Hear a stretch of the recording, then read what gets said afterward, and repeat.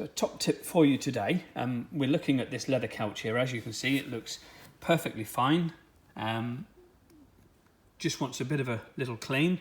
We've got a tiny bit of a scuff just here, but apart from that, there is no damage. But there is. Let us show you.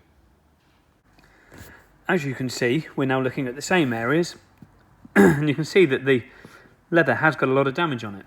All the surface coating is actually cracking, as you can clearly see.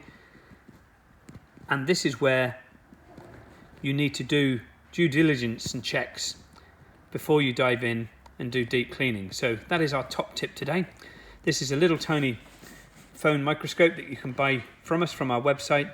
Very, very simple device, just attaches to your mobile phone, and you can create this video as you go and to see whether you have any damage on your leather and to show your customers.